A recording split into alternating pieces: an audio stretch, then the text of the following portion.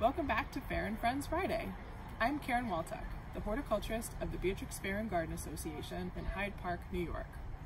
This week we got an interesting question from one of our viewers wanting to know more about the vines in the Beatrix Farrand Garden. So we invited back former horticulturist Ann Sims to talk about those historic plants and also to give us a little bit more information about the use of vines in other Beatrix Farrand designs. Don't forget, if you have a question or suggestion about other topics we might discuss in future videos, send us an email at info@beatrixfarrandgarden.hydepark.org.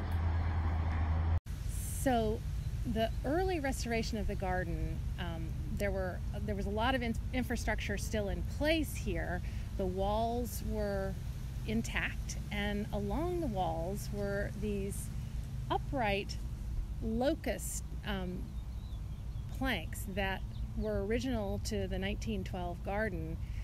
There's a trellising system, her design for the trellising system is beautifully documented in her archive at the University of California, Berkeley.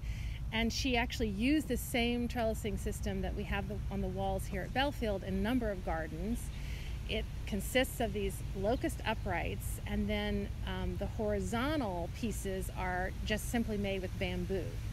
And so that was the system that she designed for this garden, and luckily there were enough of these original locust pieces, that being a very hard wood that lasts for years and years, that when the garden was being restored, we actually found the locust pieces stacked in the basement, and the National Park Service had the foresight to actually remove them and store them so that they would be maintained over time.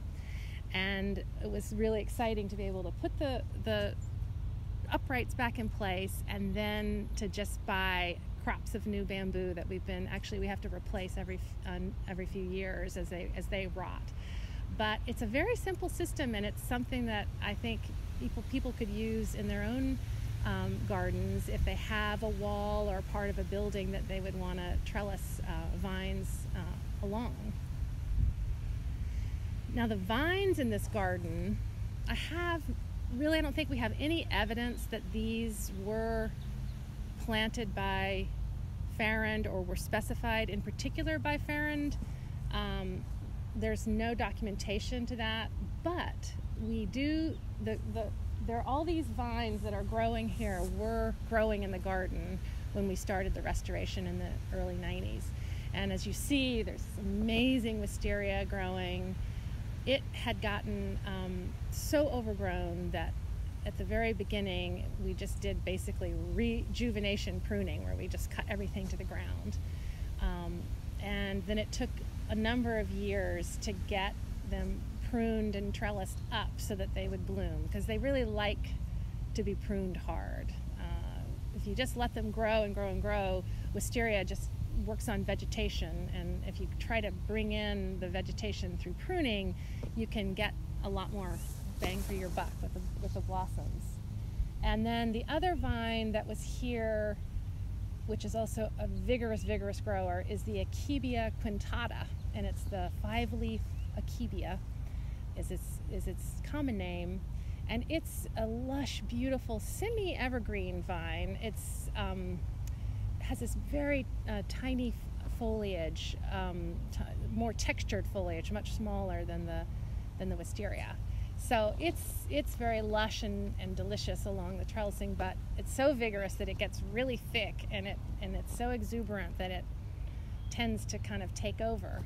And what we found in the research on Farrand is that she was really particular about pruning, and while she was interested in vines covering architecture and softening lines of architecture, she was also really keen to have the strong lines of architecture evident, and that the vines should work within the overall structure. So I think, for example, her notes at Dunbarton Oaks say you want to maintain a clear vision of the coping stone on top of the wall. So that's something that we do in this garden it's kind of an ongoing process, but to try to just keep it trimmed right up underneath that stone, coping the top stone so that we can really see the structure underneath, and then let the columns also stand out to ground the structure. So one of the key characteristics of Beatrix Farrand's designs is that she often incorporated what we now think of as vertical gardening. And there's a whole wonderful modern trend about, these gorgeous gardens that are climbing up walls with all different types of plants. And it's something that she used, especially in her campus designs at Princeton and at Yale, and Oberlin. She was really keen on using a wide variety of plants. So not just Boston ivy. In fact, she didn't really like Boston ivy so much, and she much preferred dark green English ivy. And then she also planted a whole series of flowering trees, Magnolia grandiflora, which is the southern magnolia, growing up along a building and then pruned really tight against the building so that it became a covering. And she used it almost like a mosaic of different types of vines and shrubs and trees to clothe the walls of buildings. She felt on a campus, it should really be about highlighting the architecture of the building and lots of open space and easy circulation for the students. But it was a trend of this vines growing on walls in the early part of the 20th century, and there had been a very romantic notion based on a lot of images of Italian villas that were often in ruins and just overgrown with vines. And so she loved that romantic notion, but her approach was much more restrained and much more honoring the architecture and the clean lines. She felt that if the vines got out of control, your eye would lose touch, and so you wouldn't have anything to ground you when you came upon a design. So we try in this garden to keep her spirit alive by tackling those vines and keeping them in check.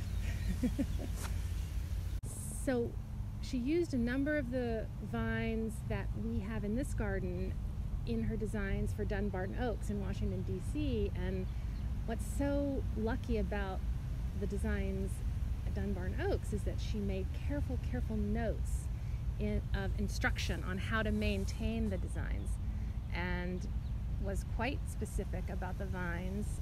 There were wisteria vines growing on the conservatory, Dunbarton Oaks, and she was adamant that those be kept in tight control on the building, never to cover the windows, and again, that creates more prolific bloom. There was also a kibia growing at Dunbarton Oaks, and again, same instruction. So it's wonderful that we have all of her thoughts and clear guidance about how to maintain properties. It's something that she was quite brilliant about. She would create a design but not just walk away, but to always think in a very long-range, thoughtful way about how it could be maintained and how it could endure in the future. Thanks for watching.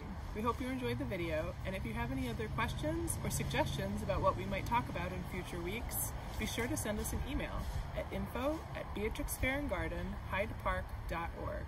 We'll see you next week. Thanks again.